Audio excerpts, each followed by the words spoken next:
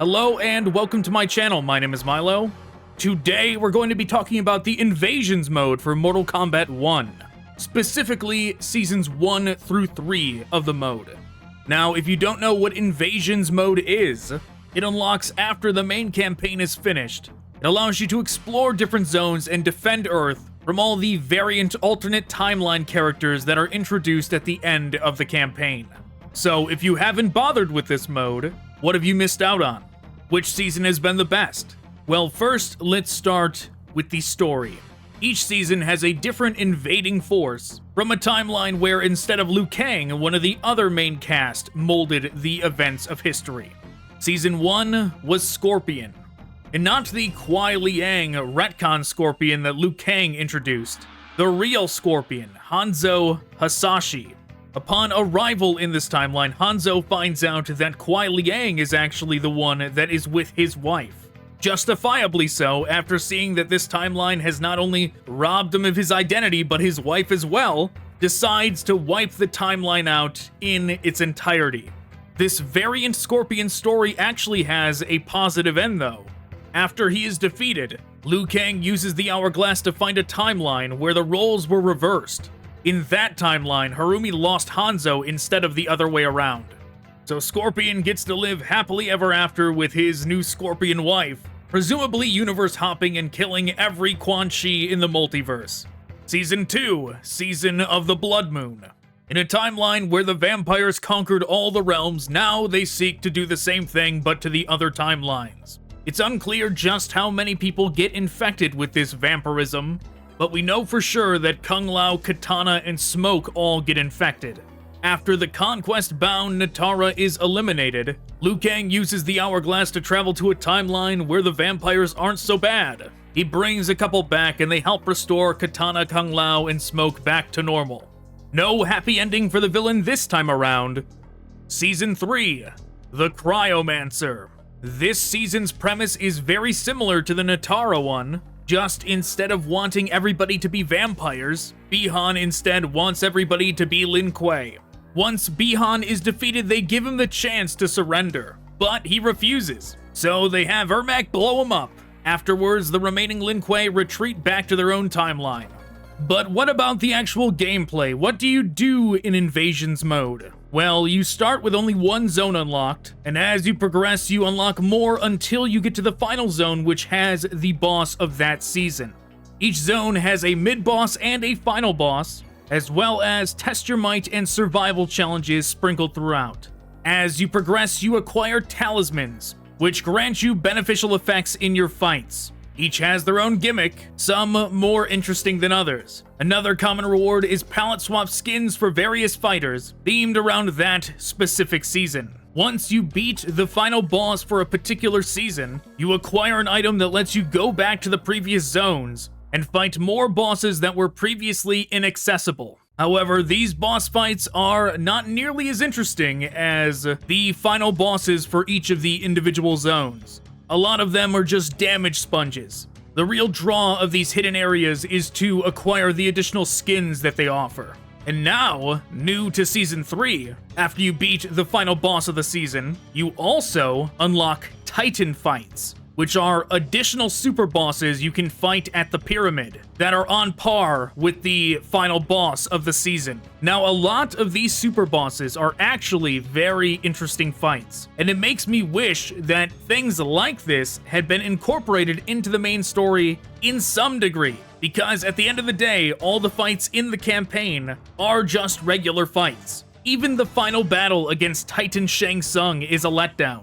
He's not nearly the adversary you would hope him to be. But you never know. Maybe at some point we will get to see a real Titan Shang Tsung boss fight in a future season. Now, I won't go over the hidden bosses or the mid-bosses, but I will go over the final bosses of each zone and the survival and test your might challenges that I thought were interesting in each season. The first zone boss in Season 1 was Assassin Katana. Now, I am sure that Assassin Katana was a wall for new players. Assassin Katana was a 3-phase boss fight, where her 3rd phase granted her super armor on top of her standing out of bounds and launching a barrage of projectiles against you. Now, if you grinded to get items to boost your resistance to this attack, or if you were lucky enough to just get those items on your way to this boss, this phase would have been trivialized. But if not, it was a nightmare. It only took a few hits from her projectiles in this phase to dwindle your entire life bar, and then afterwards you would still have to break through her super armor. The boss for Zone 2 was Polar Sub-Zero. His gimmick was when you got him to phase 3, he also granted himself super armor, and then he would just spam projectiles at you as much as he could. The gimmick for the Stage 4 boss, High Cleric Havoc, was super armor and blood rain. The boss of Zone 5 was Dark Star Cage, a Johnny Cage that abuses the star power mechanic, and has a phase where you have to dodge a plethora of his shadow balls, which is a nice inclusion, since the Liu Kang timeline Johnny doesn't have any of his special powers anymore. But Invasion Season 1 handed out way too many resistance boosters, so how tough this fight really is, I'll never know. Because at this point in the campaign, I probably could have gotten hit by every single one of those and it wouldn't have knocked out my Johnny. Season 1 also handed out far more talismans than any other season. You'd practically get one after every single fight. Now maybe they chose to do that just to see what players gravitated towards, what they used the most. But to be honest, I kinda miss it. You don't get nearly as much in the subsequent seasons. Season 2 had really almost none at all. But Season 3 feels a bit more balanced. There's a good selection of them, but not nearly as many as Season 1. And the final boss for that season, of course, is Hellfire Scorpion. He also gets a unique phase like Katana and Johnny did. His survival phase sees the screen get filled with the chain from his spear, and if you don't time it right, those chains ignite and do damage to you. Now, this fight is cool, but I wish that the player character did not get so overpowered so quickly. It would be nice to actually do this fight without all the extra bells and whistles of the Invasions mode to see how hard it actually is. As for the survival and test your might challenges of Season 1, they were not particularly interesting. The survival challenges were just basic projectile dodging. And for Test Your Might, you did get to smash this fancy dragon, but that was about it. Season 2, on the other hand, while still not that diverse, had more thematically aligning challenges, which was pretty cool. There was plenty of projectile dodging as well, but there was ones like this one, where you had to use projectiles to stop these giants from getting to you before they exploded. The Season 2 Test Your Might challenges were rather generic, but anything is better than these heads that they use for so many of them. The first boss of Season 2 was Thunder God Raiden. His gimmick was that he spammed this AoE over and over again. The second zone boss was Acidic Reptile. His gimmick is that he would do this while it was raining acid. The third zone boss was Ravenous Melina, who you had to defeat while her sigh would continuously fall from the sky. The fourth zone boss was Almighty Rain, who would cover the entire screen with this move from his staff. The fifth zone boss was Brutal Queen Sindel, who would float outside of bounds and send homing projectiles towards you. And she did this in all her phases, not just the final one. The final boss of Season 2 was Bloodthirsty Natara. Her gimmick was that she could summon meteors to strike you with, before you had to face a powered-up version of her in the final phase. And then we had Season 3, the season of the Cryomancer. This season really did feel like they finally got the balance right. When it came to components for talismans, items in general, even keys for the chests that you find around the stages were a lot more evenly distributed this time around. The survival and test your might challenges were also for the most part thematically on point.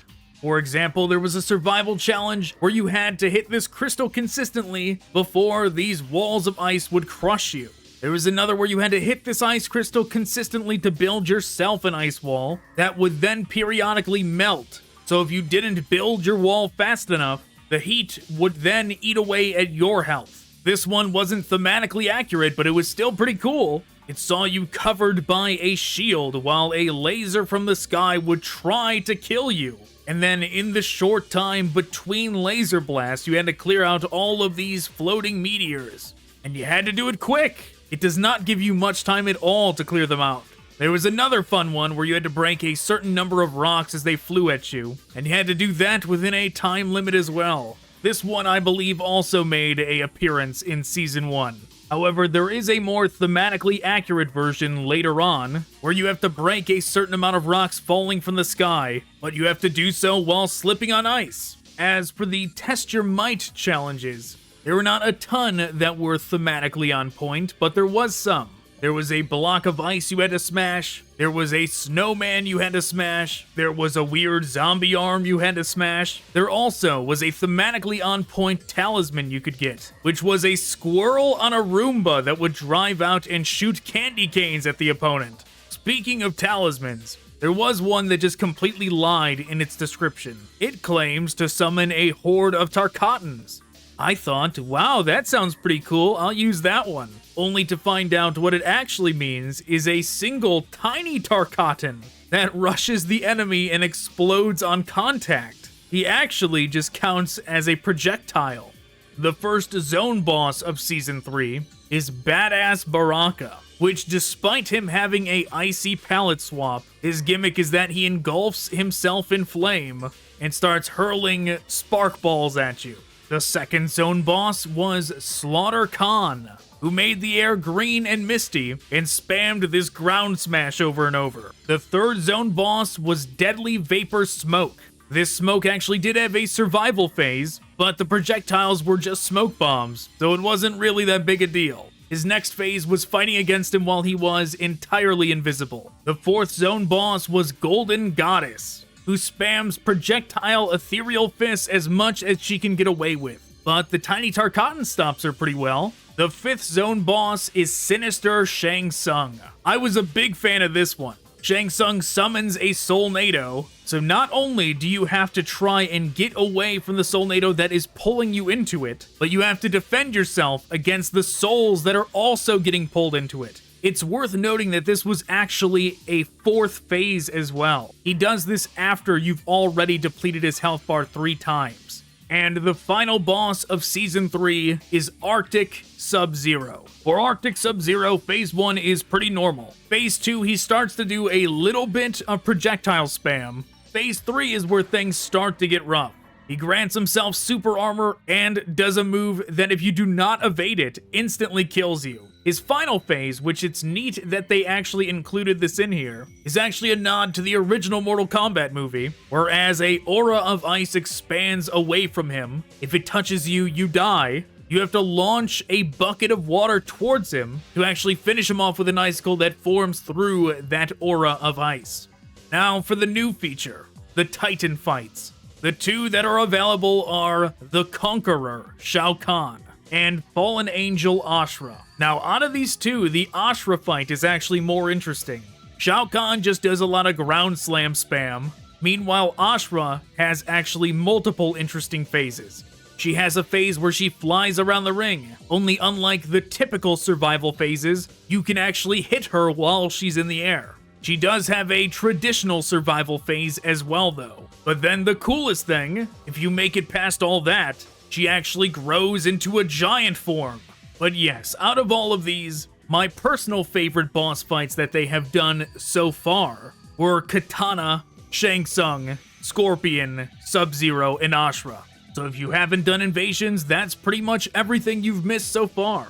I will say that Invasions do get a bit tedious. There is quite a lot of fights that you have to do in every zone to get to the interesting gimmick stuff, because there are just gimmick fights sprinkled throughout the zones as well, but they're few and far between. Most fights are just standard fights, or fights against damage sponge enemies that just sit there and take 100 hits. Also, Invasions needs a map. It needs a mini-map, and it needs a zone map that you can pull up at any time through a menu. Not only that, but you need to be able to teleport to more locations. Right now, you can teleport to the shop and the forge, but that's not good enough. At the very least, you should be able to teleport back to the starting position of the zone if you wanted to. Or you should be able to choose which shop or forge in the zone you want to go to. And, by the way, if you go through all this effort to see these seasonal cinematics, they don't even unlock in your gallery, which is beyond wild to me. They absolutely should. If I go through all that effort to see the conclusion of Scorpion's story, the only way I can see it again should not be by going to YouTube. But these are all minor criticisms. But alright, that's where I'm calling it. Thanks for watching. Goodbye.